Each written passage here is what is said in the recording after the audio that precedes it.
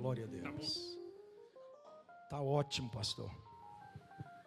Irmãos, todo mundo se assenta, menos a Natália.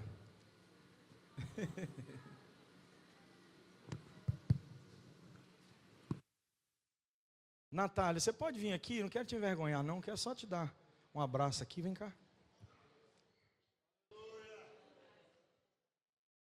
Isso.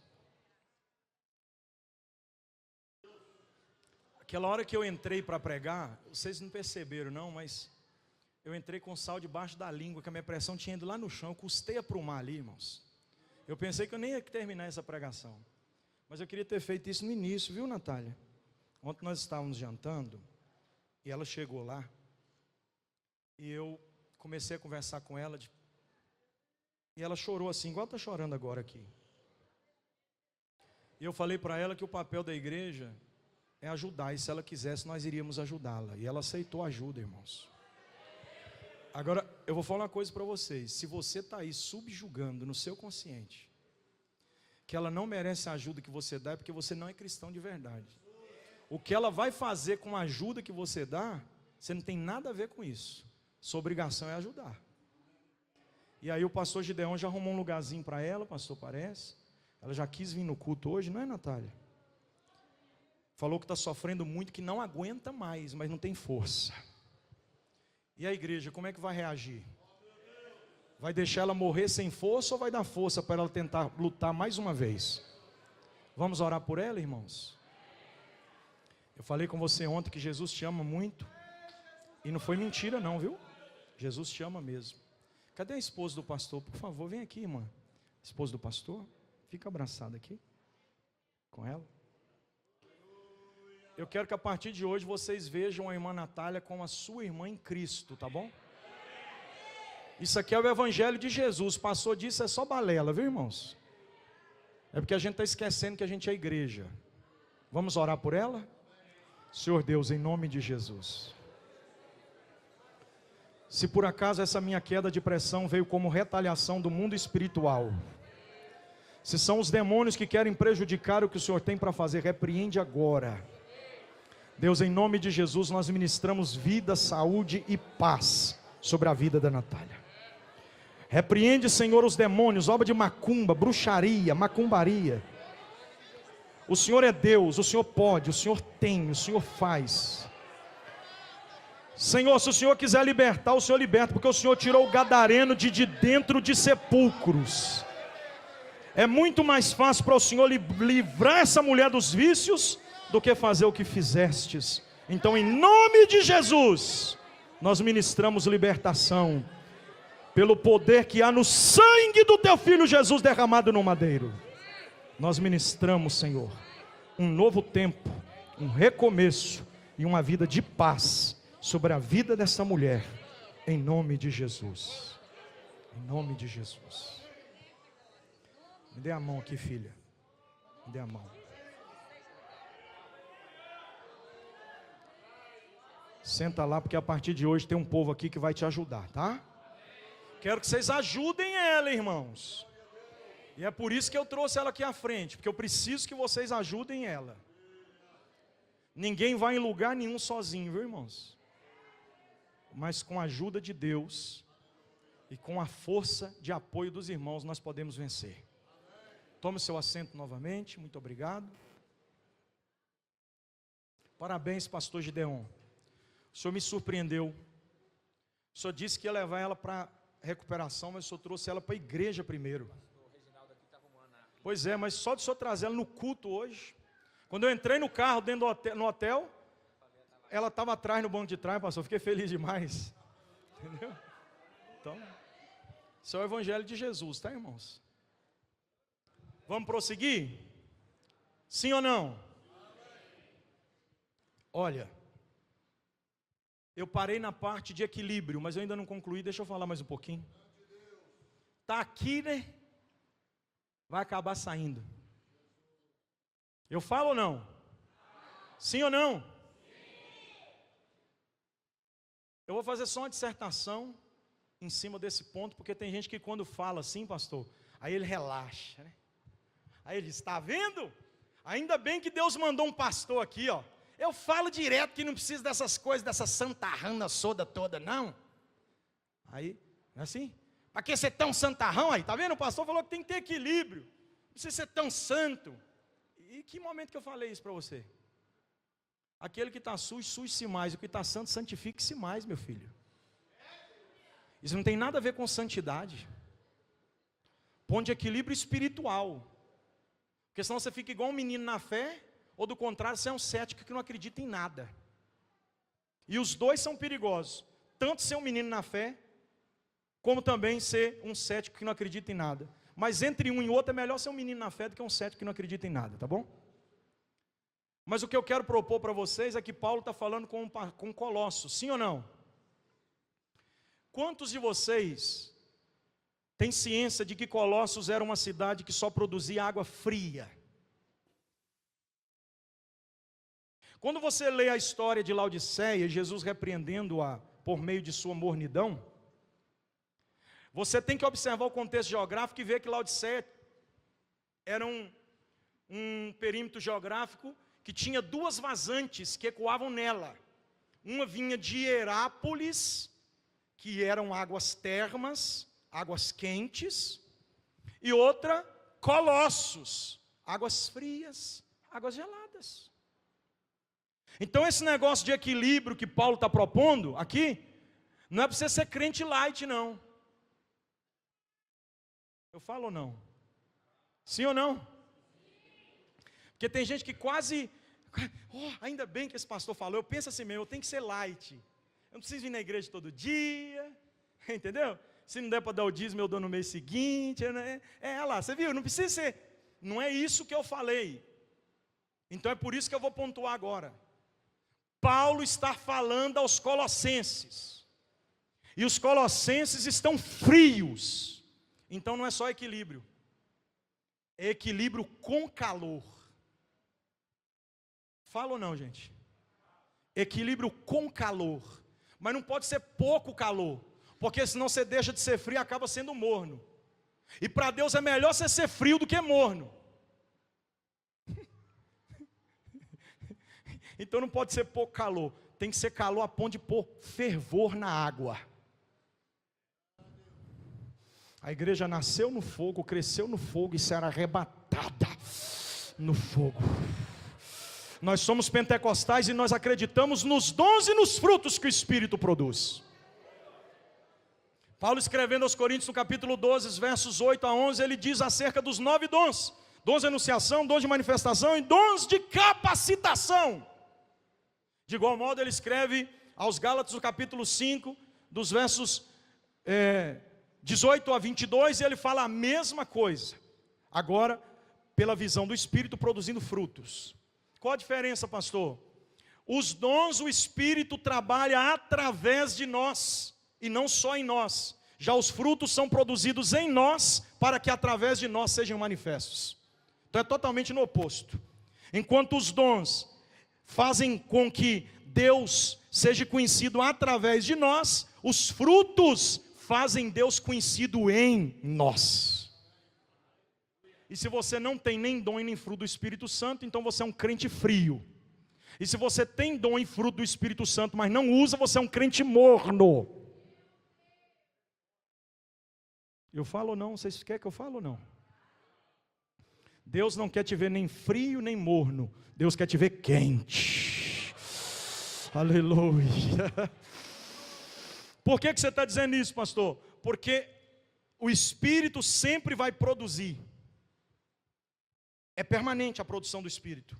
Algumas coisas, quais? Profecia, sonho e visão. Toda igreja pentecostal não cessa em profecia, em sonho e em visão. Toda igreja pentecostal tem gente tendo visão, tem gente profetizando, tem gente sonhando. Qual foi a última vez que você sonhou? Qual foi a última vez que você profetizou? Qual foi a última vez que você teve uma visão? Pastor, isso não é bíblico, então é porque você não está lendo a Bíblia. Atos 2, 28 diz a Bíblia que Pedro terminando de pregar, de perceber aquele alvoroço lá fora, ele começa a pregar e diz: isso não é bebida, isso não é cachaça, isso não é birita, isso não é álcool, isso não é pinga, isso aqui é o Espírito. E quem falou sobre isso não sou eu, foi Joel, lá no capítulo 2. Aí ele começa a dizer: e nos últimos dias, diz Deus, derramarei do meu espírito sobre toda a carne. E olha como que o espírito produz essa manifestação. É só no idoso? Não. É só na criança? Não. É na criança, vossos filhos, vossas filhas aqui. Quando você vai para a etimologia, você vê que é criança de colo ou criança amamentável. Quer dizer então que é criança mesmo. Entendeu? Vossos jovens, jovialidade está atravessando a puberdade. Então nós estamos falando da primeira faixa etária, do colo à adolescência, a segunda da puberdade, a jovialidade, a terceira da maioridade até a idoneidade. Vossos filhos e vossas filhas profetizarão, criança. Vossos jovens terão visões e vossos velhos terão sonhos. Irmão, é para ser o contrário, porque jovem aqui sonha muito, né? Idoso não está querendo sonhar muito, mas você já reparou que o Espírito é poderoso? Com o máximo respeito que eu tenho aos senhores aqui, ó, esse aqui, ó, de cãs branquinhas, não acha uma preta no meio, tudo branquinho, ó. Olha o outro aqui, ó, cãs branquinhas, não acha um preto, tudo branquinha, mas ainda sonha, ainda vê Deus agindo no meio da igreja. Oh, louvado seja Deus. Eu já vi Jesus batizar criança no colo da mãe com o Espírito Santo. O que Deus tem para a igreja não é só para os idosos, nem só para as crianças, nem só para os jovens. Deus pega do mamando ao caducando e derrama o seu poder. Levante a sua mão direita e diga glória a Deus.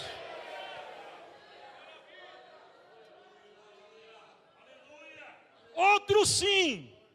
O Espírito não só trabalha em 3 faixas etárias de idade, como também se manifesta em 3 permanentes manifestações, que é visão, profecia e sonho. E por fim, pastor, ele dá 2 símbolos eternos para a igreja. A igreja que não tem esses 2 símbolos eternos não é uma igreja quente, é uma igreja fria ou morna. Quais símbolos? E há de ser que dareis sinais. Sinais eternos, 2. É claro que o texto está apontando para uma vertente escatológica, mas como eu não tenho tempo para explicar, então fica só com essa palavra aqui mesmo: sangue e fogo.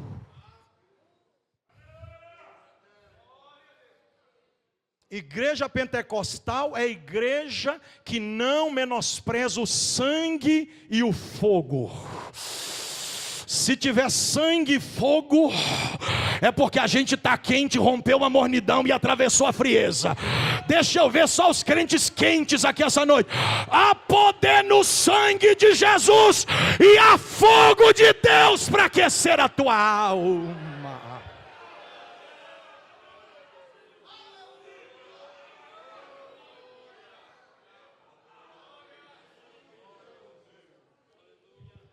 Um ponto de equilíbrio, então, não é ser light e nem santarrão. É ser crente de verdade, sem frieza e sem mornidão. Entenderam isso, sim ou não? Ficou claro agora? Então vamos lá. Quem é o pastor de Colossos? Eu ainda estou no verso 1 e 2. Vai devagar comigo. Quem é o pastor de Colossos? Filemon. Então Paulo não propõe equilíbrio só no sentido espiritual, ele também propõe equilíbrio no sentido social. Não entendi, pastor, o senhor pode ser mais claro? Posso. Paulo pega uma pena, um pote de tinta, coloca uma carta depois de escrita na mão de Onésimo e diz: vai lá e entregue para Filemon, o teu pastor. Eu acho lindo no reino de Deus que Paulo foi desamparado por Demas, abandonado por seu amigo Barnabé, foi perseguido por Alexandre Latueiro, foi caluniado por Himeneu e Fileto, foi afrontado pelo governo de César, foi preso pelos soldados romanos, foi enxotado por muitos homens, mas também Deus nunca deixou de colocar um aliado do seu lado. Foi acolhido por Silas, foi abraçado por Timóteo, e ficou no cárcere preso com Onésimo. Olhe para esse crente que está do teu lado, diga para ele assim: nunca vai faltar quem te persegue, quem te odeia, quem quer o teu mal, mas Deus também não vai deixar de colocar do teu lado quem te ama, te protege, te ajuda. Oh, aleluia.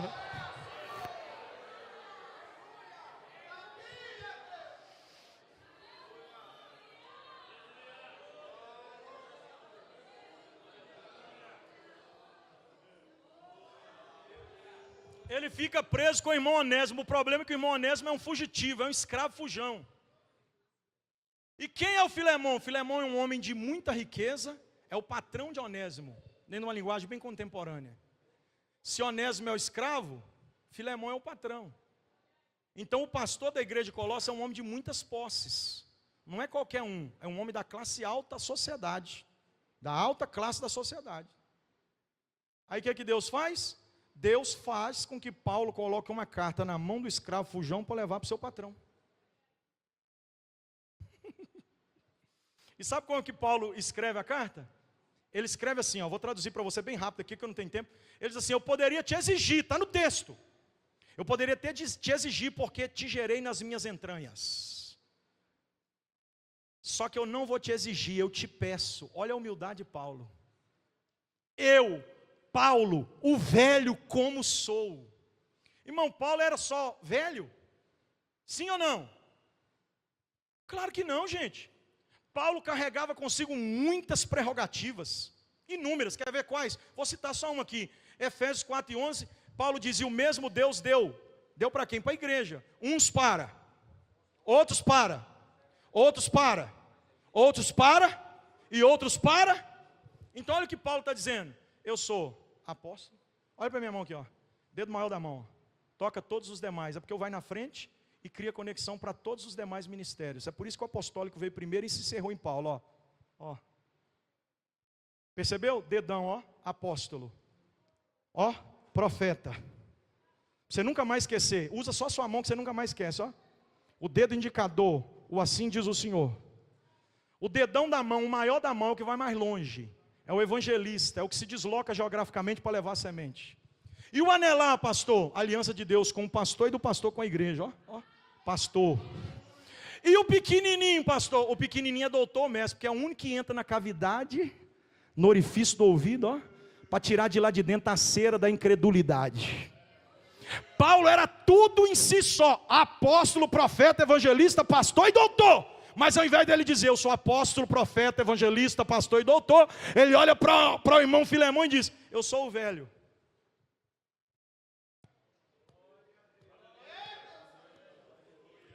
Sou o velho.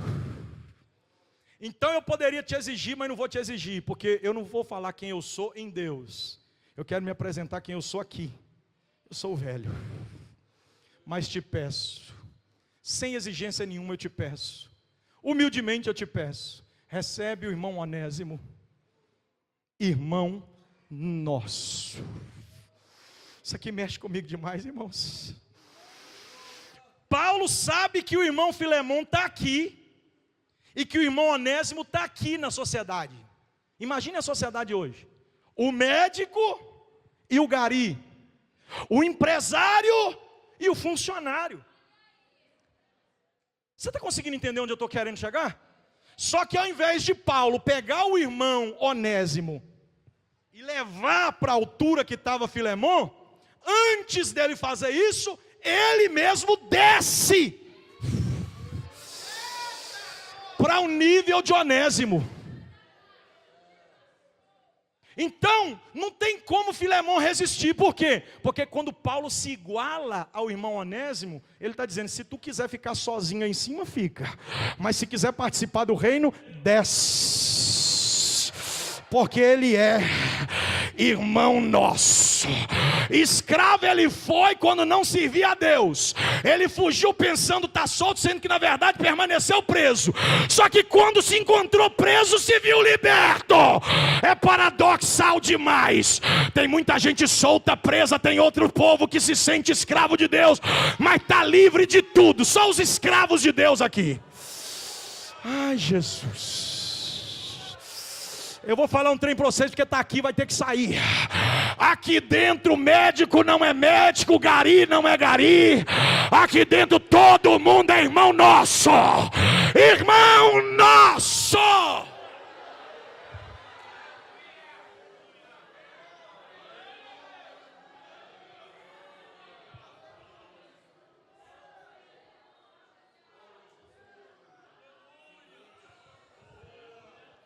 Porque o reino não promove.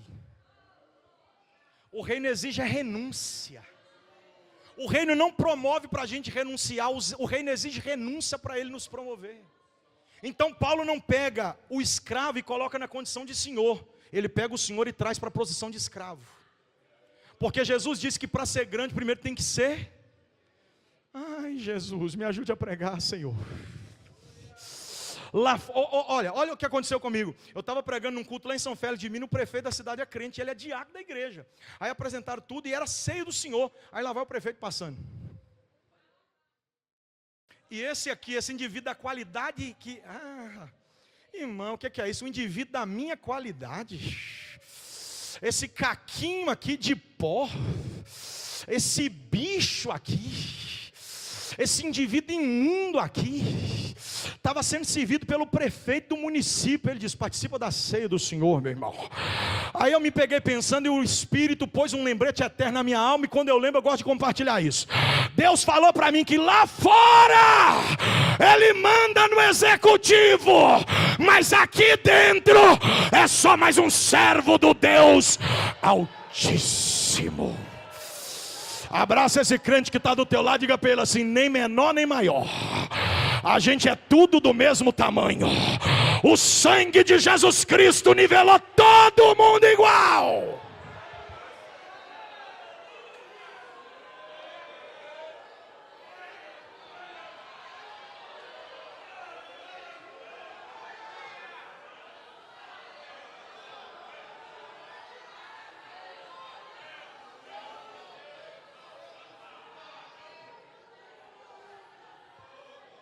Escute isso, por favor. Então a proposta de Paulo se pauta em equilíbrio espiritual e em equilíbrio social.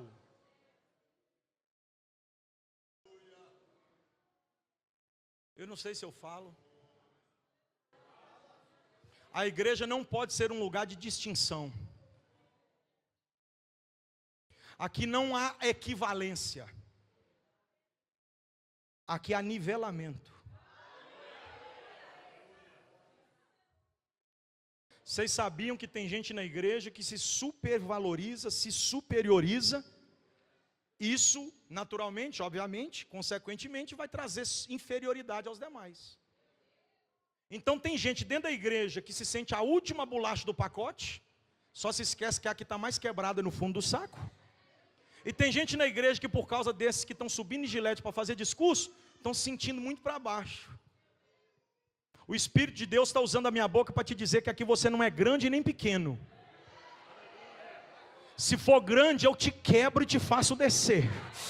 E se for pequeno, na minha presença, e tiver alguém muito grande, eu te levanto, eu te exalto, te capacito, te torno ágil. Tem alguém que tem glória a Deus na boca aí? Ou foi só eu que vim aqui?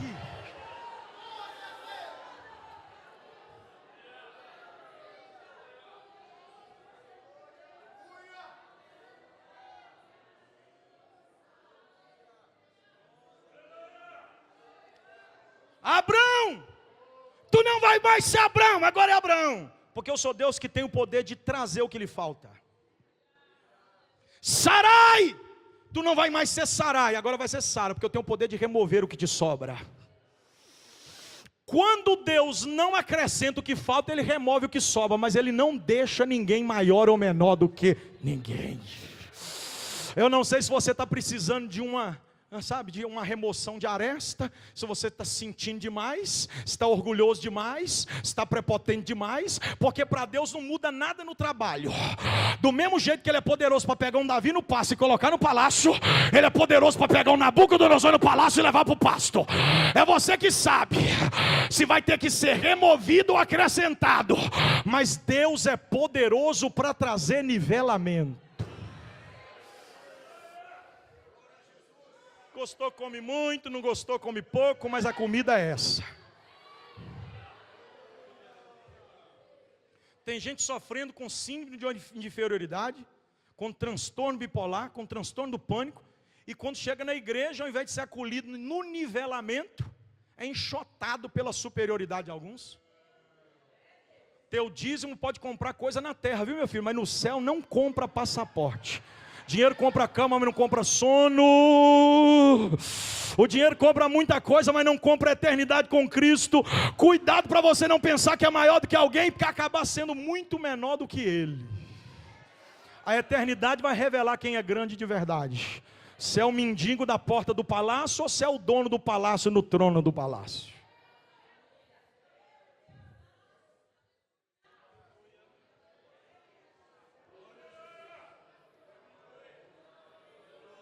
É do jeitinho que Deus está querendo falar que eu estou falando. Pega de novo aí na mão de alguém respeitosamente, diga para ele assim: não se diminua, mas também não se exalte. Deus sabe o teu tamanho. Deus sabe quem és você. Ele vai nivelar tudo.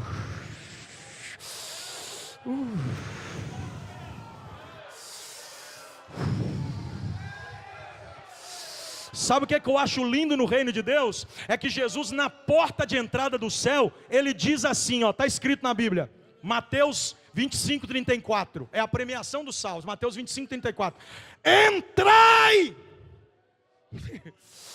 para o gozo do teu Senhor, pois vos tenho preparado, desde a fundação do mundo. O que é que você quer dizer com isso, pastor? A qualquer momento tudo vai ser nivelado, porque no céu não entra pastor, no céu não entra presidente, diretor, regente, componente, no céu não entra diácono, não entra mesa diretora, lá não tem vaga para secretário, para tesoureiro, lá só vai entrar filho. Deixa eu ver se aqui tem.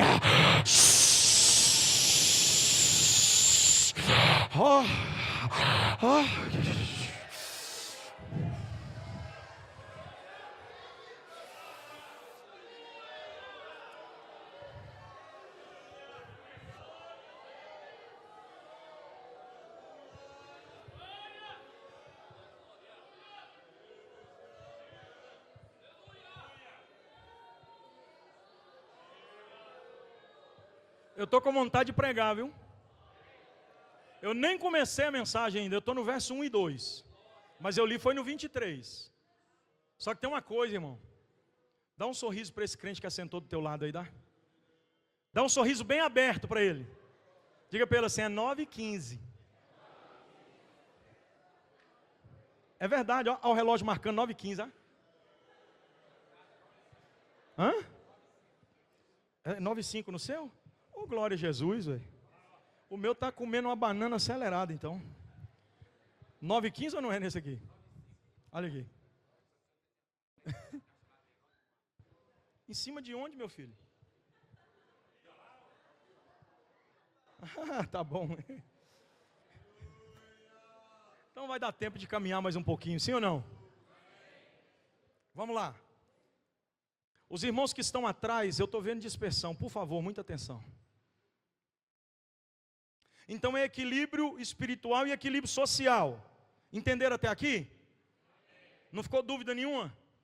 Tudo bem. E Paulo continua.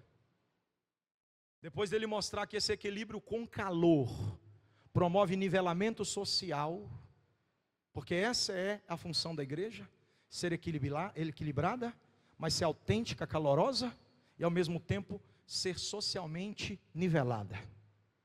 Porque aqui dentro, gente, a gente é irmão. Eu amo esse negócio. Se Paulo pega o passado e traz para o presente, ele compromete o futuro, mas Paulo não pensa no passado. Paulo está com a mente no futuro, vivendo o presente. Então ele não diz assim, o ex-escravo fujão que te abandonou, ficou preso comigo e agora ele... Não! Ele diz, recebe aí, porque é irmão nosso. Para Deus tanto faz quem você foi, o que importa para Deus é quem Ele te fará ser. Lá fora você pode ter, mas não mexe comigo não, irmão, porque lá fora eu fui isso. Não, lá fora você foi, aqui você é irmão nosso. Tem muita gente que consegue pegar o nosso passado e carregar com a gente para dentro do nosso presente. Inevitavelmente isso pode acabar por comprometer o nosso futuro. Só que no reino de Deus, com Jesus, não tem esse negócio de trazer o passado para o presente para estragar o futuro, não. Vocês sabem que Jesus foi em Betânia 3 vezes, né? A primeira vez que ele foi em Betânia foi na casa de Simão, o leproso. vocês são inteligentes, vocês participam de escola dominical. Um homem leproso podia viver em sociedade? Sim ou não? Então, se é Simão o leproso e está em casa, é porque já não é mais leproso, mas consegue até hoje carregar consigo um título que possuiu um dia. Vocês entenderam ou não entenderam? Vou explicar melhor. Se ele está em sociedade é porque já não é mais leproso, mas um dia foi. Então eles estão dando para ele um título que um dia ele possuiu, carregando consigo até a data presente. Aí Jesus disse, vocês podem até não ir na casa dele, porque um dia ele foi leproso. Só que eu não olho para o passado dele, eu sei o que eu vou fazer no futuro dele, então deixa eu entrar na casa dele. Oh, aleluia. A igreja, irmãos, dá glória a Deus se você nasceu no evangelho e nunca se desviou, mas não menospreza aquele que estava perdido outro dia lá fora, porque para Deus isso já não conta mais, já foi lançado no mar do esquecimento. Deus já se esqueceu, Deus não tem amnésia, mas disso aí ele se esqueceu porque quis. Se você já foi alguém perdido lá fora, você não é um ex alguma coisa, hoje você é irmão nosso.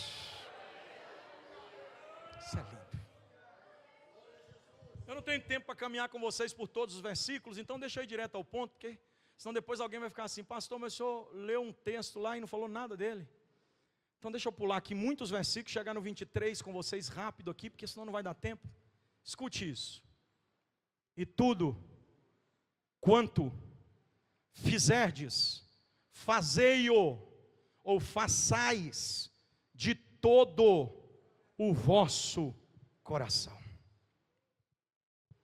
Qual a diferença de tudo para todo? Remoção do U, acréscimo do O. Troca-se apenas o U pelo O. É só isso, pastor? Gramaticamente falando, sim. Agora, se você olhar para esse texto com mais cuidado, se você sair da superfície dele e dar uma cavadinha, só uma arranhadinha na superfície, você vai ver que tudo e todos são completamente diferentes. Com a mudança de uma letra, muda tudo. Há uma distinção muito grande entre uma coisa e outra, por causa de uma letra.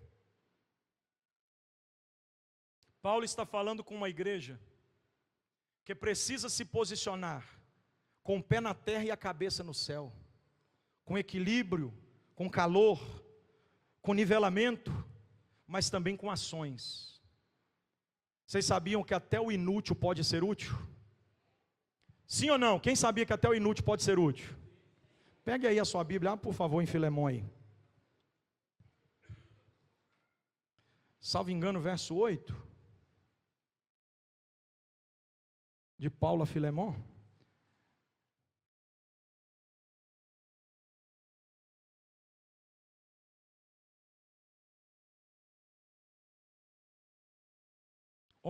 Isso. Olha o que diz. O qual noutro tempo te foi, mas agora a ti e a mim, o quê? É só útil, é? É o quê? É o quê? Irmão, quer dizer que o inútil se tornou útil e não é só útil, é muito útil. Sim ou não? Vocês querem ver um outro homem que também foi considerado inútil e de repente se tornou útil? Estou falando sobre Colossos, então Filemão e Onésimo se encontram no contexto, mas o que eu vou falar agora está um pouco fora de contexto, mas a ideia textual é a mesma. Segunda carta de Paulo a Timóteo, capítulo 4, versículo de número 11. Só Lucas está comigo. Traze-me Marcos contigo, porque me é muito... Aonde? Pastor, vamos ser sinceros. O cabra outro dia mesmo estava roubou até a igreja para fumar pedra. Imagine só. Aí de repente ele entra por esses corredores com as mãos levantadas, chorando muito, cai de joelho aqui na frente. Aí o senhor diz, meu filho, você vai ser muito útil aqui ao ministério. Imagina a cabeça das pessoas, imagina. Aí o senhor dá um voto de confiança, abraça, cuida, zela. Daí a pouco o menino vira um baita pregador. Deus levanta ele ao diaconato, daí a pouco consagrado ao presbitério, e o tempo passa. Aí de repente chega alguém que não mora mais aqui, morou só no tempo que ele não era crente. Chega e diz, não é possível. Como é que pode? O inútil se tornou útil. O traficante virou pregador. A meretriz está cantando no círculo de oração. Isso é a graça de Deus, a graça capacitadora, que torna o inútil útil. Vocês estão percebendo que não importa para Deus quem você foi, você pode ser útil? Agora eu volto à ideia da irmã Dorcas nesse contexto. A irmã Dorcas foi útil ou não? Sim ou não? Ela não foi útil na mesma proporção que Pedro e Jonas, mas foi útil. Sabe o que eu acho mais lindo na simplicidade do Evangelho? É que os homens que carregam consigo grandes títulos geralmente correm do chamado. Mas quem se sente útil, quem não faz para aparecer nem para ser visto, geralmente não consegue romper o desejo de utilidade. Se você olhar para a história de Jonas, Jonas correu e tentou fugir, sim ou não? E o Pedro voltou para as águas e foi para o alto mar, sim ou não? Quando Jesus encontrou com ele, ele estava nu se banhando na praia, estava despido. Jonas foge, Pedro foge, mas a irmã Dorcas costura até morrer.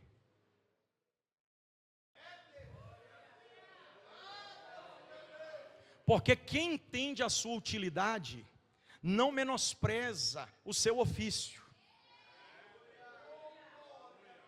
Você não precisa ser grande para ser útil, você pode ser útil mesmo sendo pequeno.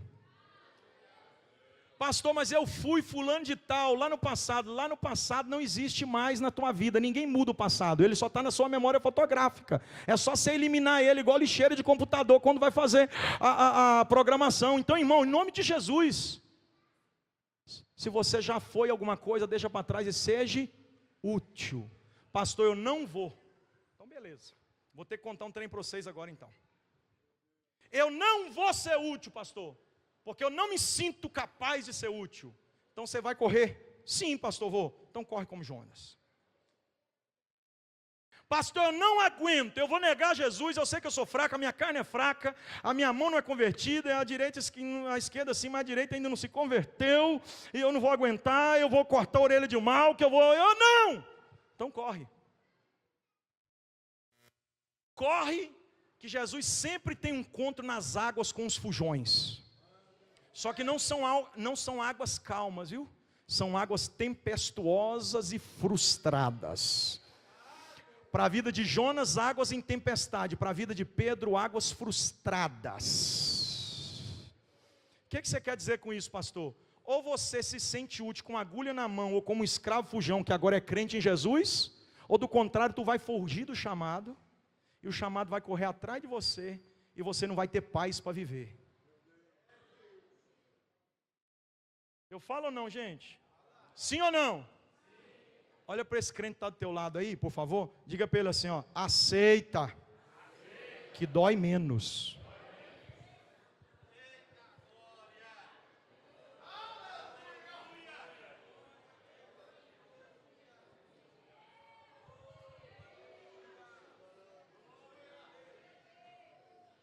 Jeremias, vez ou outra, queria correr, mas por que ele não corria?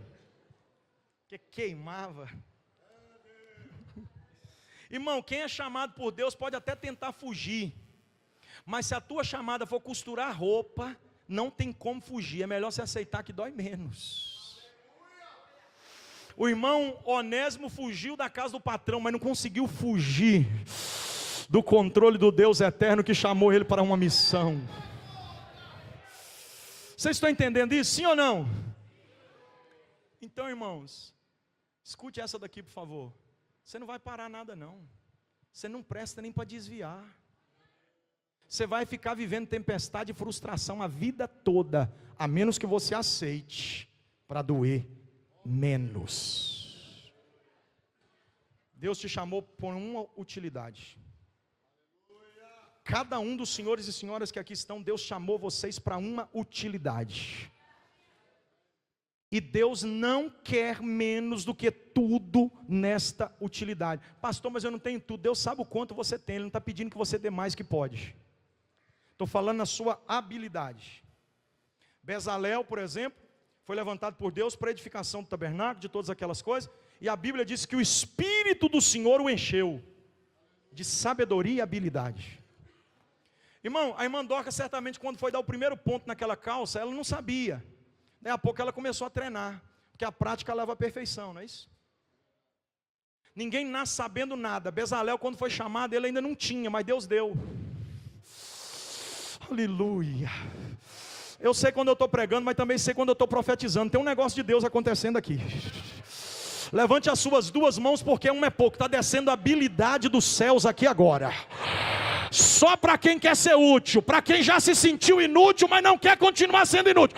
Só os que querem ser úteis têm a habilidade do céu descendo sobre a tua cabeça. Urimichore quer que eu sou. Recebe habilidade. Aleluia. Aleluia.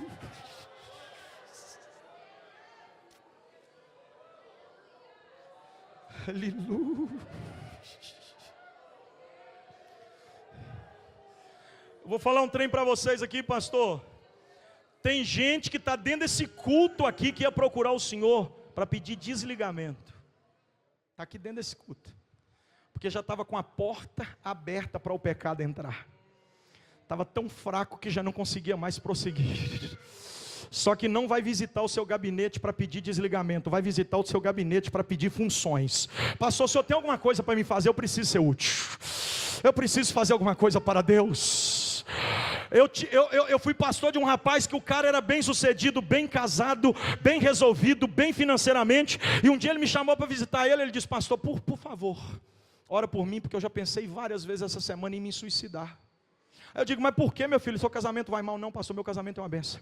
Como é que estão as coisas, meu filho? Está faltando? Não, pastor, aqui em casa está sobrando.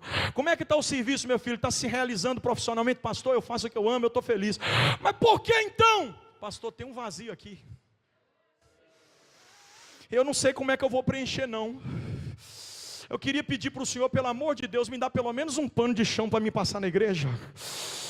Ele falou para mim isso, gente. Ai, Deus vai te consumir por um desejo que você não está entendendo. Você pode ser copeiro na mesa do rei, que você vai ficar igual Neemias, chorando a noite inteira. Alguém vai olhar para você e vai dizer: o que está acontecendo? Tem alguma coisa me consumindo aqui, ó. Eu preciso ser útil. Eu preciso ser útil, eu preciso fazer alguma coisa. Eu estou sozinho aqui, eu tenho alguém comigo que vai fazer alguma coisa. Só os que vão se posicionar. Levante a sua mão. Aleluia.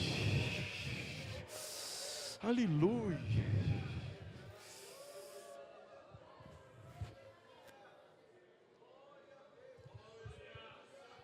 Um dia eu dei uma carona para um homem que estava desviado.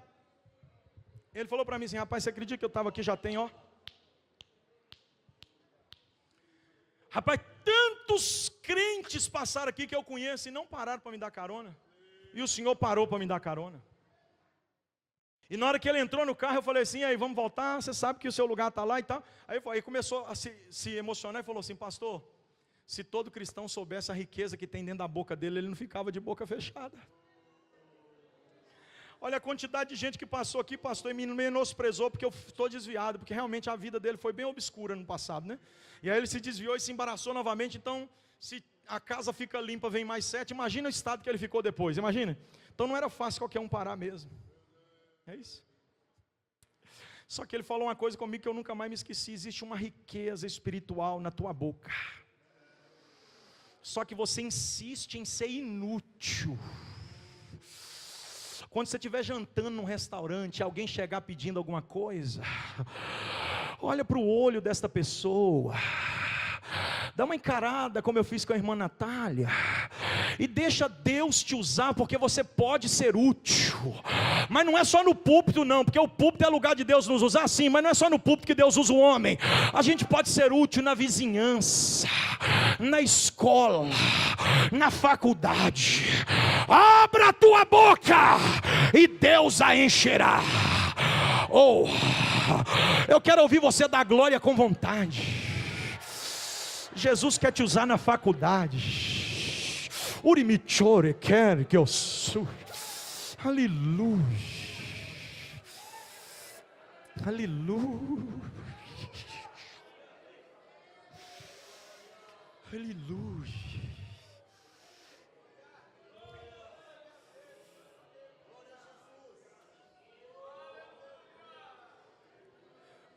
Paulo nos ensina que nunca é tarde para ser útil. João Marcos foi inútil muito tempo, mas quando quis ser útil, escreveu o evangelho que leva seu nome e a base elementar dos evangelhos sinópticos. Participou do ministério do Paulo, ajudou Pedro na construção da composição do evangelho que leva o seu nome, que na verdade poderia chamar de evangelho de Pedro, que ele só escreve, ele copila, mas quem dá as notícias é Pedro. Então o cara foi inútil por muito tempo, mas no dia que ele resolveu ser útil, ele é a base elementar dos evangelhos sinópticos, é o companheiro de Pedro e no fim da vida ainda vai ajudar Paulo do lado de Lucas. Nunca é tarde para você ser útil. Você ouviu isso aqui? Pastor, mas eu já estou ficando velho. Você pode estar do lado da cruz no último suspiro. Se tu quiser, tu entra no paraíso. Nunca é tarde para ser útil.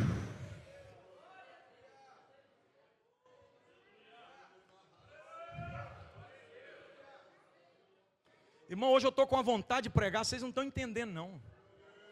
Eu estou querendo ir para o texto, mas eu estou ainda no verso 2 com vocês sobre a questão do equilíbrio, da utilidade, do calor. Eu vou pincelar. Está acabando o tempo e eu não termino a mensagem.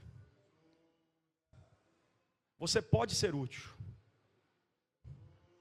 Pastor, eu não sei o que eu faço. Faz igual a irmã Maria. Coloca um bazar na porta da igreja com uma cadeira e uma mesa. E vende lá as suas coisinhas de unha, de agulha. Como é que chama aquilo? Tricô? Não é tricô. Crochê.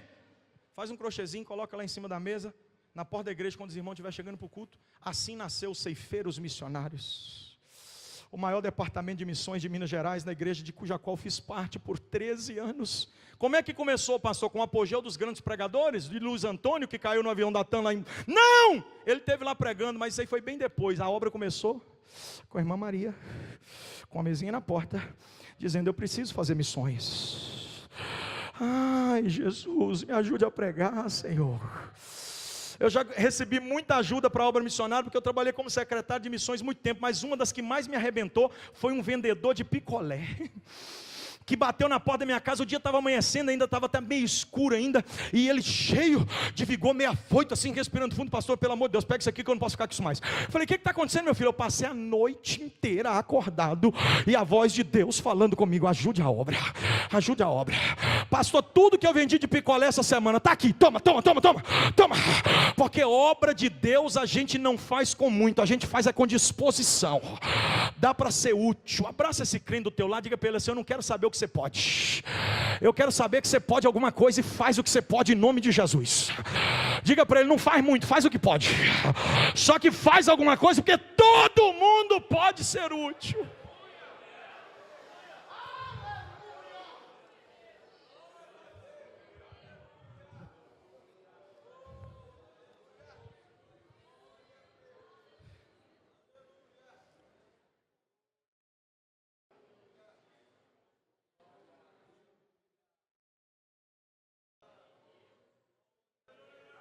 Sabe o que eu acho lindo em ser útil?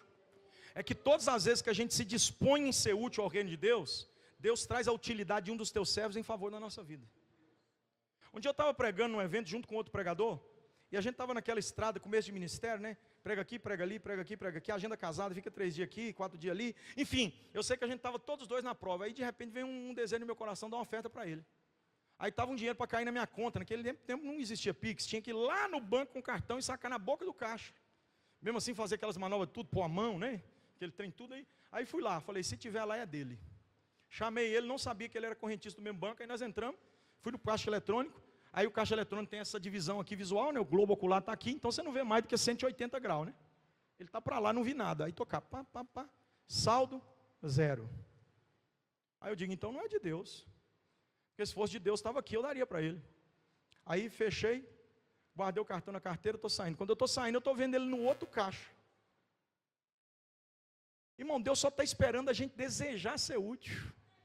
Tem hora que Deus nem quer a sua utilidade, Ele só quer a sua motivação. Deus sabe a intenção dos nossos corações, Ele sonda intenções e conhece corações. Quando eu saí assim, irmão, eu tinha proposto dar para ele R$200. Acredite se vocês quiserem acreditar ou não. Quando eu saí do caixa, ele me entregou R$200. E falou para mim bem assim, Deus conhece a intenção do seu coração. Abraça esse crente que está do teu lado de novo, diga para ele, e aí, vai fazer alguma coisa ou vai ficar parado?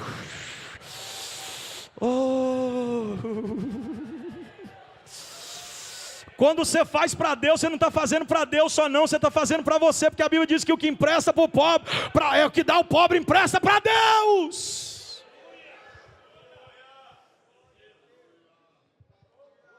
Deixa eu encerrar. E tudo, percebam que o tudo vem antes do fizerdes. Então o verbo fazer está depois da expressão tudo. Agora, quando você vai para o outro, que é todo, o todo está no fim, já está depois da ação verbal. Então, o tudo vem antes do verbo e o todo vem depois do verbo. Perceberam isso? Sim ou não? Então, fiquem atentos. Só a ação verbal já identifica muita coisa. Só que eu não vim falar sobre a gramática do texto. Eu tenho uma sensibilidade espiritual para entender o que Deus quer falar contigo. Tudo revela quantidade. Pastor, é isso mesmo? Tudo está falando do quantitativo. Não obrigatoriamente Paulo está dizendo que é preciso fazer tudo. Mas Paulo está dizendo, cada uma das coisas que vocês fizerem, entenderam isso ou não? Então não é que eu preciso fazer tudo, mas no quantitativo das minhas ações eu preciso ter um filtro.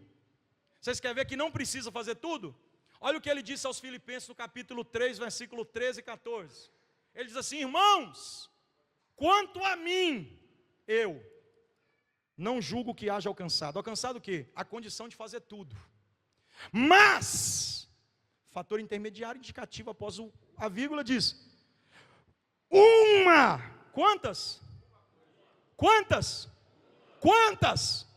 Uma coisa eu faço.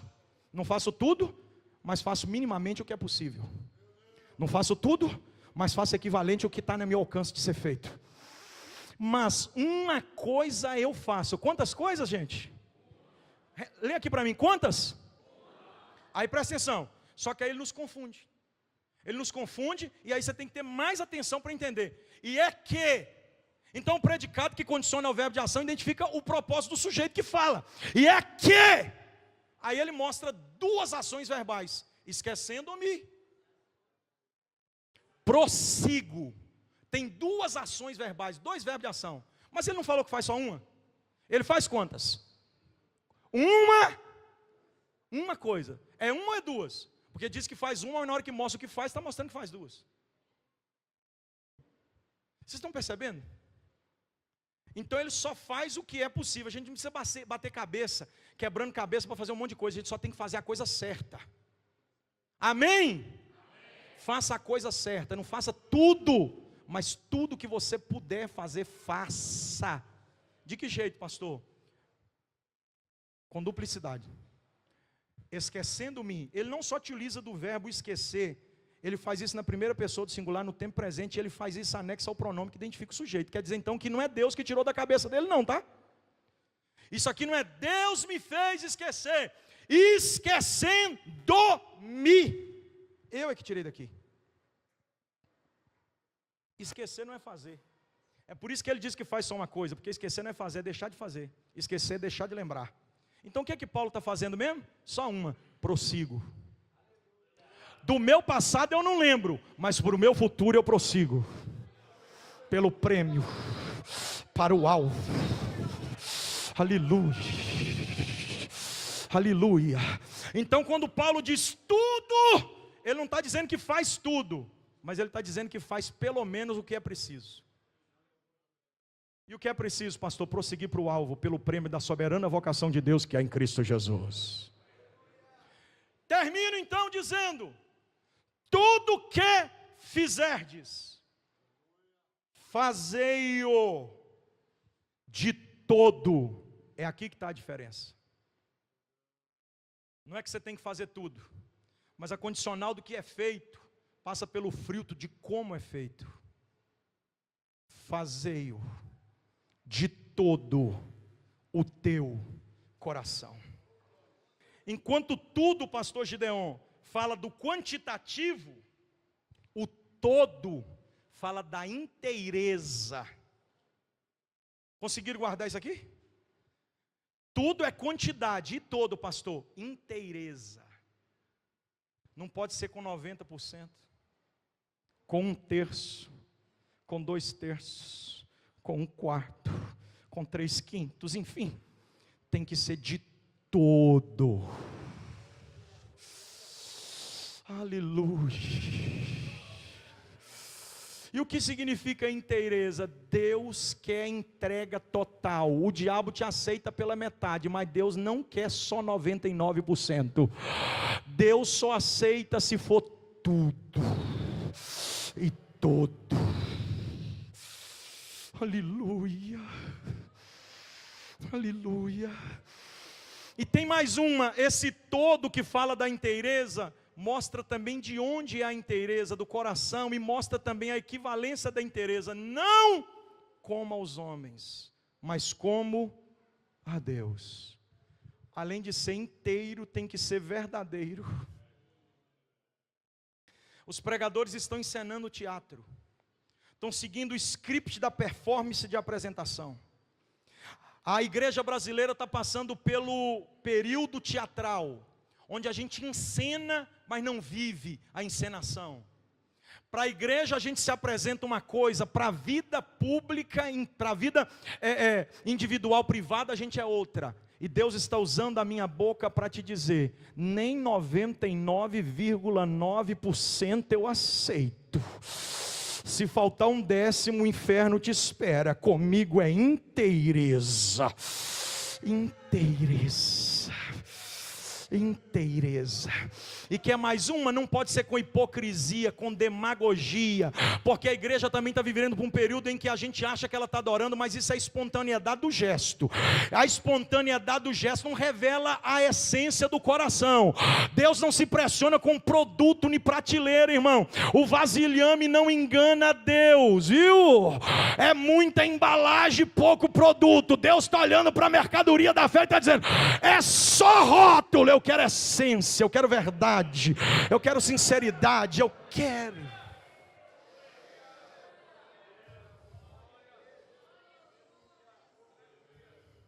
Ser de verdade é um negócio sério, irmãos.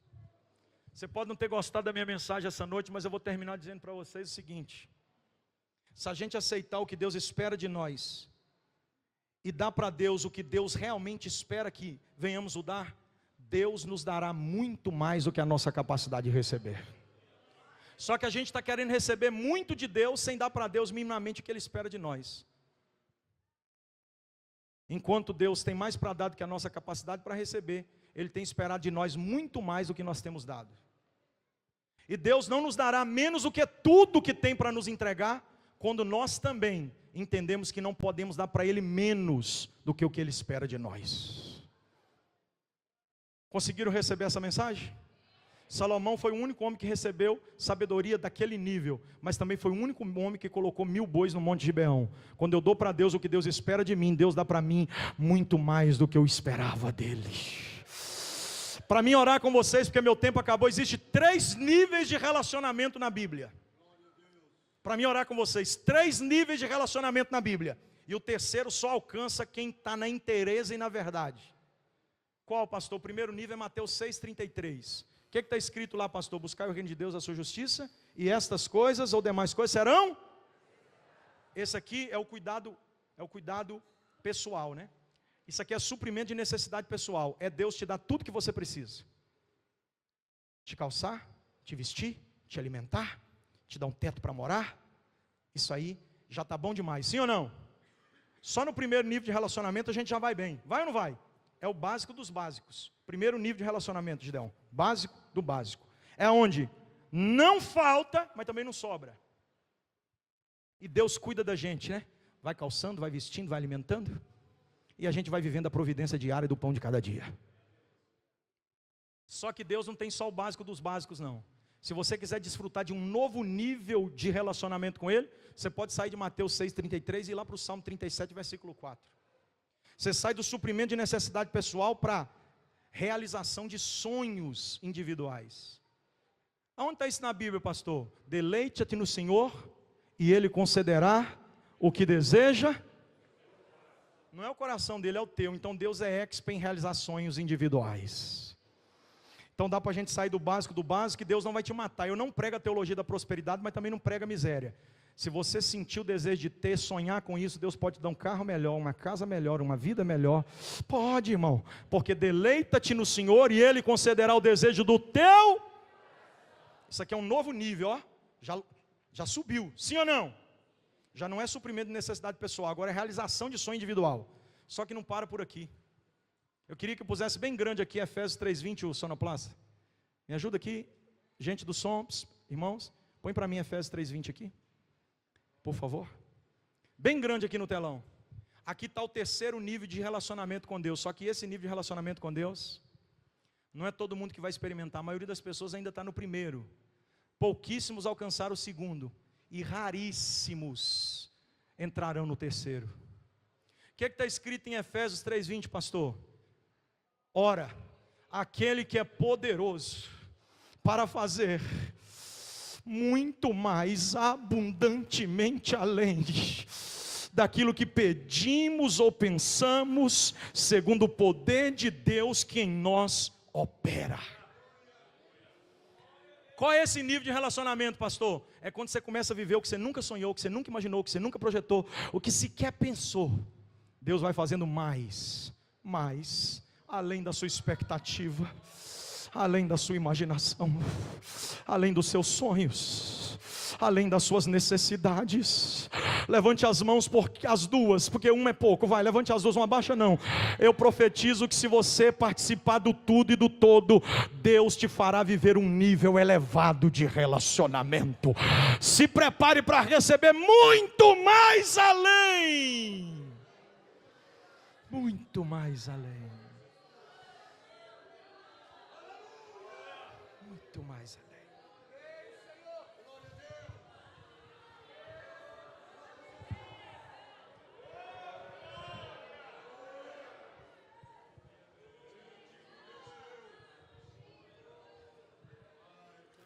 Eu pedi o pastor para me falar só essa para mim orar aqui.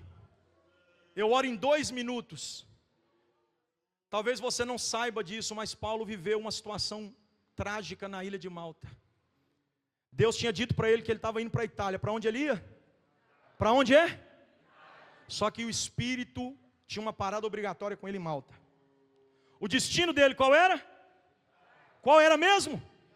O maior desejo de Paulo era ir lá. Só que não deu jeito que ele foi, né? Mas ele queria ir lá. E quando chegou o momento de realizar o que ele desejava para ele, aí Deus faz o barco afundar, quebra o navio. Diz a Bíblia que estava Júlio, o comandante da guarda real, romano, né? Centurião. Estava lá o mestre do navio, o mestre das águas, melhor dizendo, e o comandante do navio. Aí os três estão falando uma coisa e Paulo está falando outra. Ainda bem que tem crente no barco, né? Um crente no barco no meio dos três diz, vai quebrar tudo, viu? E não é que Deus quebrou o navio mesmo, eles chegaram com uns pedaços de madeira lá na ilha. E quando chegou lá, o sonho de Paulo, ó, uma água abaixo. O cara quer ir para onde, irmãos? Só que Deus para com ele onde? Então quer dizer que Deus leva ele para onde ele não queria. Só que ele não deixa de ser útil com interesse, com verdade, com sensibilidade. Irmão, ele enfrentou frio, enfrentou fome, enfrentou tempestade, enfrentou tudo. E quando pisa na praia ainda toma uma picada de cobra. Mas ele não desiste de ser útil. Disseram que tinha um doente, aí ele ora. Ele ora para o doente. O fato é que o doente era o pai de Públio, o governador da ilha. Então a fama se alastra. E a Bíblia diz que começaram a trazer um monte de gente para Paulo. E sabe o que é que Paulo ficou fazendo lá? Meu sonho era ir para a Itália, mas já que Deus me quer aqui, receba, receba, receba, receba, receba, receba. Porque enquanto eu não realizo os meus sonhos pessoais, eu não posso deixar de ser útil. Eu preciso ser útil. Aí está escrito no texto assim, e havia ancorado em Malta um navio de Alexandria. Vocês já leram esse texto? Quer dizer então que Deus quebra um, mas prepara outro. Antes de Deus quebrar o que Paulo estava indo para a Itália, ele já tinha preparado um outro para ele continuar a viagem. Aí sabe o que está escrito? Paulo serviu com inteireza e o que ele não imaginava aconteceu. O quê? O povo colocou ele dentro do navio com tudo que ele precisava e disse: pode continuar a viagem, porque no meu reino é assim, quem tem utilidade eu preparo muito mais além. Você tem coragem de abraçar esse crente para a gente orar junto agora, tem? Diga para ele assim: se você se permitir ser útil, você vai receber muito mais além. Oh, aleluia. Eu estou profetizando como arauto de Deus, como profeta de Deus. Eu não estou em curvelo a passeio, nem a turismo. Eu estou na qualidade de homem de Deus para dizer para a sua vida: Deus vai fazer além das suas expectativas, vai fazer muito mais do que você sonhou. Só seja útil. Coloque a tua mão no coração, por favor. Senhor Deus, em nome de Jesus Cristo, teu Filho, eu preguei a tua palavra. Por mais de 2 horas na noite de hoje eu preguei a tua palavra. E o que a tua palavra nos instruiu, tanto ontem quanto hoje, é que precisamos ser úteis. Na pouca força que temos, nas limitações que possuímos. Se a tua igreja tiver entendido esse recado, Senhor, o teu povo nunca mais será o mesmo. Se eles tiverem compreendido o que o Senhor quis comunicar ao coração deles, eu sei que coisas surpreendentes e extraordinárias irão acontecer. Eu ministro, Senhor, sobre a vida deles, que o Senhor faça para eles muito mais além, em nome de Jesus. Abraça pelo menos umas 3 pessoas aí agora, por favor, e diga para eles: se prepare para viver o extraordinário. Dá glória a Deus, quem achar que deve, dá glória a Deus.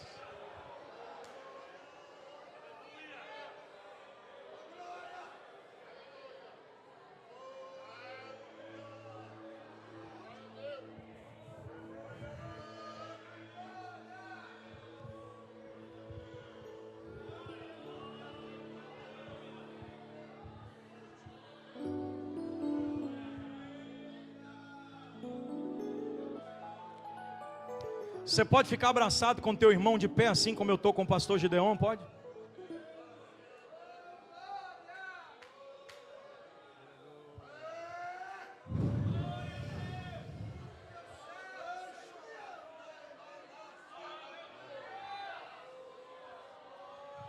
Irmãos, eu estou vivendo o 3º nível, eu quero convidar vocês para subir. Eu experimentei o que é viver muito mais além do que eu pensei.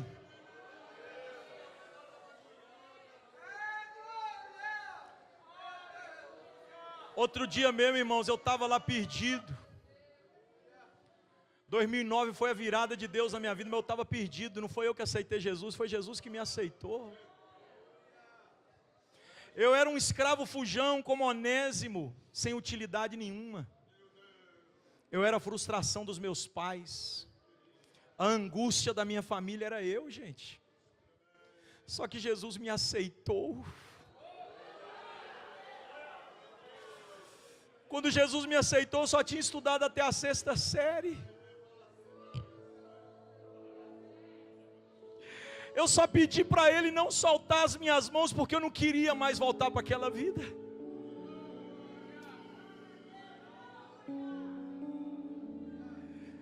Jesus fez mais do que eu pedi. Depois que eu aceitei Jesus, irmãos, eu ainda analfabeto, sem ter cursado sequer a 6ª série, eu comecei a escrever. Só ano passado eu publiquei 4 livros. Quem te ensinou, pastor? Fica aqui, pastor. Um dia eu fiz uma oração e disse: Espírito Santo, me ensina.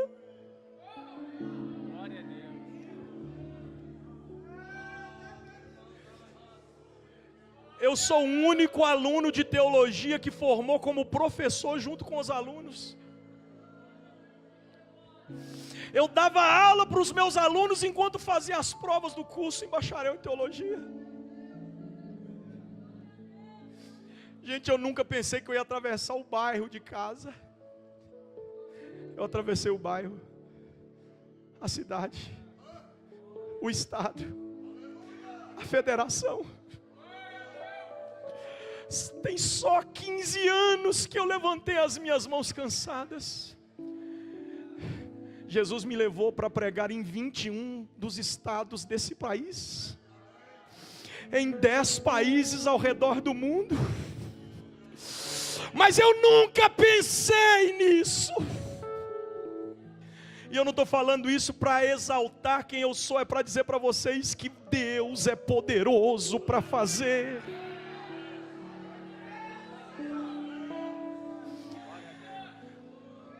Abraça esse crente forte e diga para ele: entrega tudo, se entregue por inteiro, e Deus fará muito mais do que você imagina.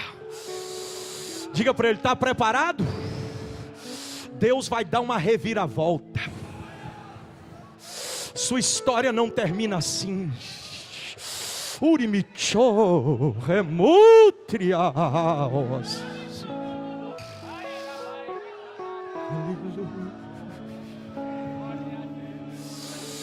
Se preparem para o extraordinário.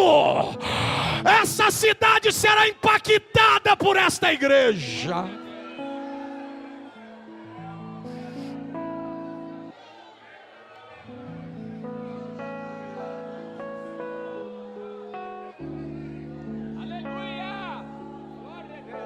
Vai ser maior, melhor e mais poderoso do que você pensa ou sonha ou imagina.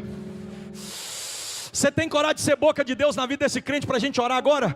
Olha no olho dele assim, ó, mas faz de forma profética. Diga para ele assim: vai ser maior, melhor e mais poderoso do que você imagina. Se prepare.